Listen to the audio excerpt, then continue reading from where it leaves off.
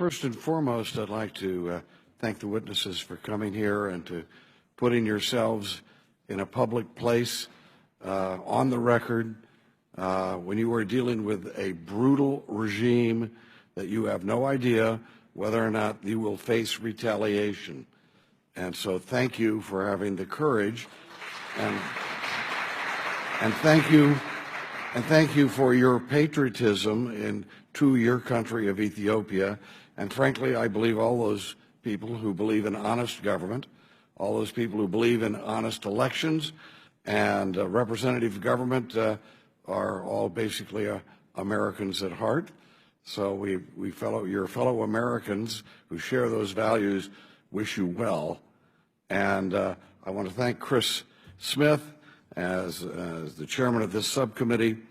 I believe the fact that he's put this hearing together, he is a man unrelenting in his efforts to expand freedom and respect for the dignity of individuals around this world. And nowhere is that message of Chris Smith more important than in Ethiopia. And let me just say that I think it is disgraceful that, especially after the election of 2005, where there was clearly a loss of the ruling party, and then we end up with understanding that I want to describe it as an offensive after the election with military equipment spreads out throughout the country of Ethiopia, and the people of Ethiopia begin feeling oppression immediately after a supposed free election. And the worst part of that is that these people who were out there in their uniforms had American weapons that they were using to repress their own people.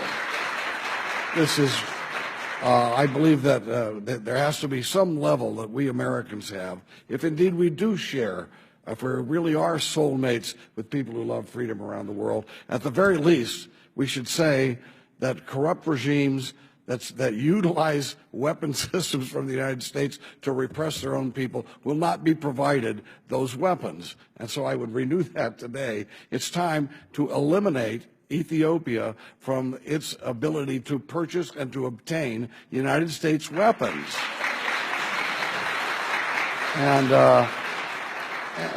Okay, so what is the result of all of this? What's going on? Well, the result of this is you have repression, political repression. And how does it manifest itself? 20% of the people of Ethiopia are hungry. They're starving. This is outrageous. This is a country that has every ability to feed itself if it had honest government. And instead, you have a small clique running Ethiopia, and as we've heard the testimony today, a small clique that's corrupt and brutal, and the product of that raping of that country, the product of that is not only repression, but misery and hunger for a large percentage of its people. That's disgraceful, and it's time for the United States. I understand during this whole war against radical Islam, and we have been at war with radical Islam because they are at war with us. Radical Islamic terrorists want to hurt the United States. We have used that as an excuse to form a relationship with a horrible regime. I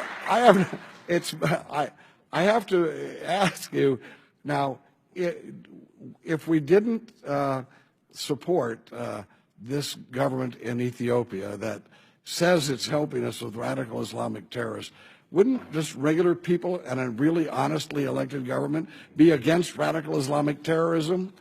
So there you go. Now let me let you know how I came to understand this issue.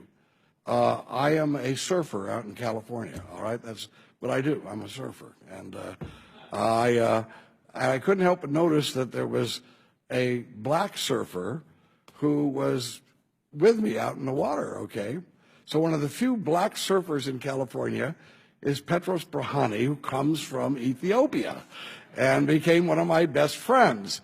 And his family owned a major distillery in Addis Ababa, and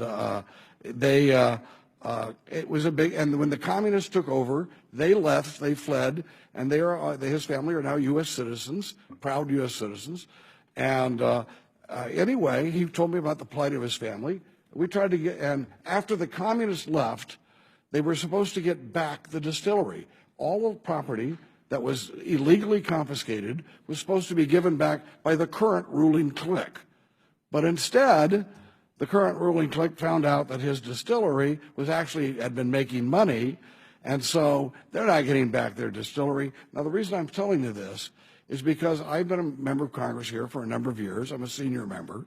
So I've been working for my surfing buddy, but he's also my constituent, who I'm watching out for his needs, and I was demanding that the Ethiopian government, if they're not going to give back that distillery, at least give him some compensation for taking the distillery.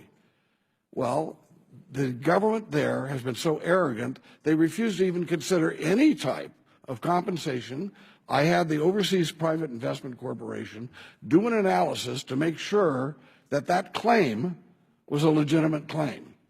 And they came back and said, yep, we find the fact that the Walgahii family honestly owns that, and they should be given some compensation for it. Well, and I said, okay, there's going to be no loans guaranteed through the Overseas Private Investment Corporation to Ethiopia until they treat this American citizen right and do justice by him. All of these years now, it's been over 10 years, maybe 15 years, the government of Ethiopia is so arrogant, are also maybe making money from the distillery themselves, that they were willing to sacrifice the well-being of the people of Ethiopia in order not to pay any just compensation to a man whose distillery had been illegally confiscated.